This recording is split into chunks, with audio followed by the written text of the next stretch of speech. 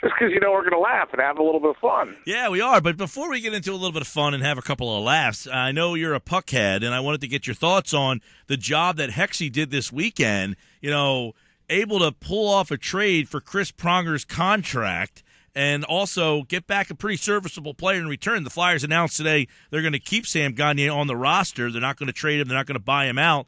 So were you pretty surprised when you got the news that Hextall was able to trade Chris Pronger, who, by the way, is working in the NHL front office right now?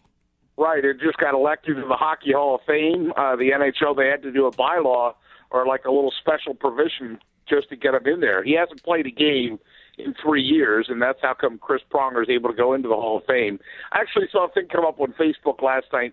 Chris Pronger, Hall of Famer, first ballot Hall of Famer, yes or no, don't put too many details. And so I said, yes, comma, although he ruined our franchise, which is really how I feel. I mean, he was a great player, don't get me wrong, but that was an albatross that you're blaming him. Saddle, yes, and I've heard some stories since that, on the ice, Chris Pronger, Hall of Famer. Off the ice, maybe not the nicest guy to work with. He used to have his own seat on the team plane. He complained that he was tall and he needed to sit in like a bigger seat. Who are you? Who are you better than the team? There's no I in team, right? So when I hear stories like that and, that he was kind of liked, and he had to sit with the goalie coach, Jeff Reese. You hear little tidbits like that come out, you think, ugh, that's my 2 cents. Yeah, well, I know a lot of, and look, the Pronger stuff has been a really weird story throughout the whole time here that they couldn't just, have him retire because of all the ramifications, and somebody obviously, they circumvented the rules and were able to get this done, so here's a guy who hasn't played in, 5 seasons now he hasn't played in, and his contract's still floating around the league. It kind of tells you, Pete, that the NHL might need to do something about that. Yeah, and it's kind of funny that Phoenix needed his money to get up to the salary, like the minimum part, so it made sense for both guys, but that's the steal of the deal. That's, I think hashtags were going around this weekend, in Hexie we trust.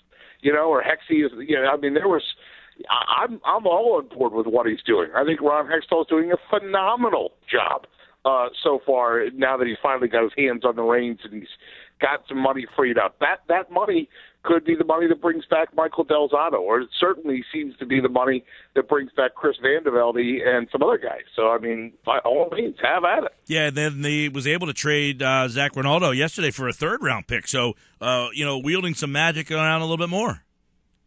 Well, I'm so excited, because the draft is the draft, but more often than not, and I like what they did. I love the Russian guy, Provorov, who I think I mentioned before. I thought that was who they really coveted.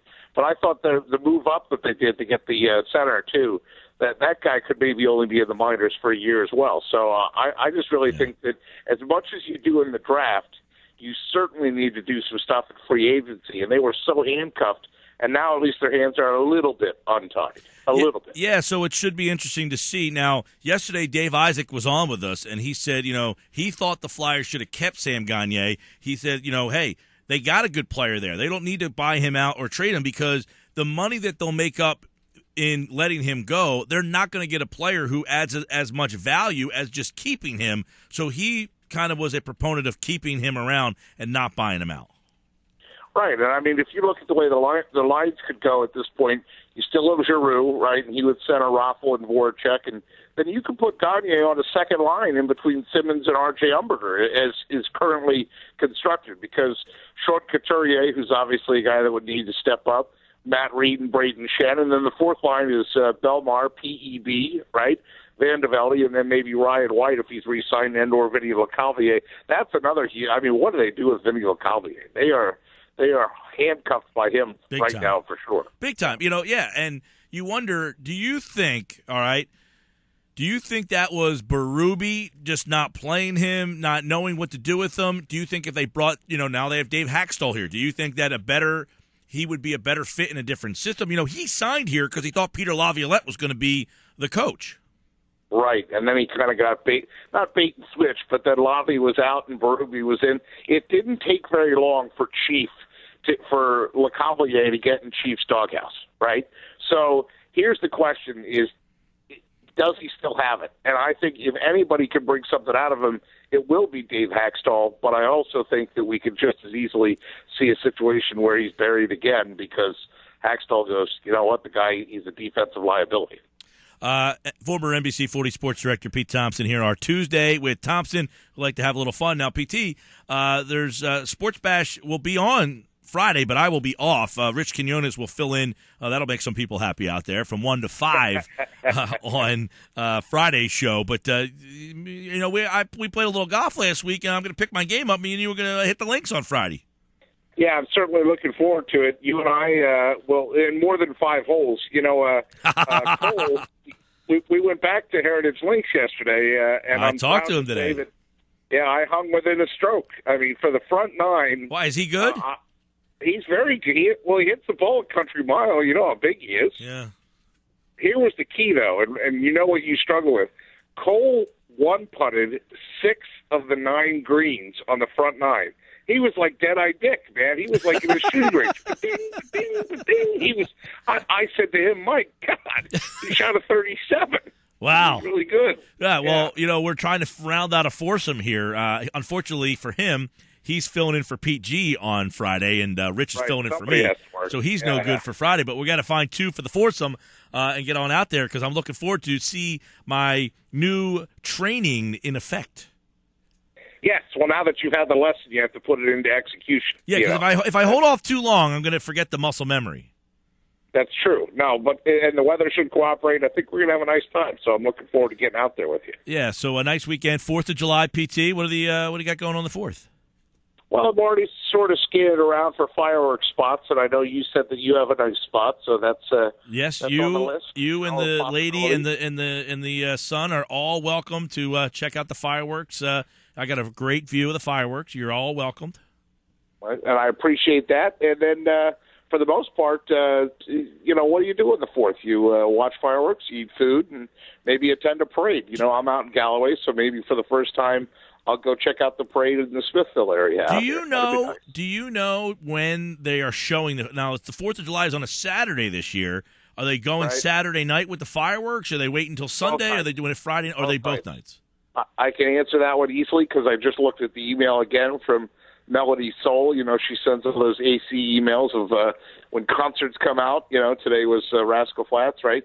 There's an email about all the places where you can watch the fireworks in the city. So Friday night there's fireworks, and those are the ones that are on the ocean, and they're both at 9:30, right? So Friday night is at 9:30, and then Saturday night are the ones that are back on the bay side near the Borgata and all that. Yeah. And so, you know, you pick it up. You could have 48 hours of partying if you pulled it off right. Well, we're playing golf on Friday. Maybe we hit the links. You go back and take some fireworks in right off the old porch there. Well, that sounds like a plan to me. I'm pretty high up there. I'm pretty high up there, PT. We'll be right up there with the fireworks. Maybe I'll take the stairs, so it'll be a healthier option. We'll see. I had the healthiest lunch I've ever had today. You know, I ate a salad. By the way, nothing was green. I ate a salad. I ate an entire Caesar salad, and it was delicious. Well, how about look? I've been trying to convince you for years. Something green is all right. Nothing green. I'm not eating anything green. I mean, there was chicken on top of it, but I ate the whole thing. You know, I didn't eat the sardines. I should full disclosure, but I had the tomatoes, I had the salad, the croutons, I had the whole 9 yards. All right. Well, hey, by the way, PT, I want to thank that was fun working with you pseudo last week there for that breakfast on Broad. That was a lot of fun, and getting a chance to work with Jillian there. That's fun. Yeah, she's real hard to look at. You know, I mean, that's my joke. People say, gee, why aren't you on TV on Comcast? I say, well, look at her and look at me. I mean, who would you rather watch? Yeah, I was very happy that you provided great Sixers insight about the draft, and I know it was bright early in the morning, but we had a fun time at the Gilchrist, and then this week they are in Strathmere. I'm trying to the Deauville. Get the names out of the top of my head. I believe they're at the Deauville. Yeah, the Deauville, and they're at Uncle Bill's, I believe, are the 2 places they go. And then the following week, they're in Margate. They're at your neck of the woods, right? Johnny's and Juniors. So each Friday, they're at a different place. Now, I'm off for a couple Fridays. That's, the powers that be have somebody else working on those shows. But of course, I support him in spirit, and it's been fun. You looked like you were working really hard the day I was there. You were sweating. You were really pulling some hard time. Oh, wait a minute. just because I'm perspiring a little doesn't necessarily mean I'm working that hard. let's say it is what it is, right? Yeah. Hey, I'm surprised. Not as hard as you saw Kevin, who was the photographer, right? Now he left that morning and he drove back up to Philadelphia and was kind of like hoping, like, well, gee, maybe it'll be a quiet Friday. And then boom, Ryan Sandberg steps down, right? I mean, we can't catch a break here. Like, so much for it being the off season. Now you love it because it fills up your shows, but so much for it being the summer. Every day there's something going on. Yeah. Well, I was thankful for it, and I was had a lot. I don't know what time did you wake up on Friday, because I got up at 5:30 and that wasn't fun. I was up at 3:30 to be down in the lobby by 4:30, and then we were out by Gilchrist at 5. It's one of those where when you're doing it, you're up and you're just moving, and you're trying to make sure, okay, do we have a signal? Are we good? Do the people know they're going to talk? Do you know where you're going? Right? And then when you get to about, because the show ends at 8, you get to about 9 o'clock or 9:30, and you think, normally I wouldn't even be like awake. Like, why am I up? So yeah, it takes a little adjusting, but it's a fun program, and I'm happy they were able to have you on. Yeah, well, once you're up, I'm okay with it, but it's like the rest of your day is pretty miserable after that. But yeah, it was a good time.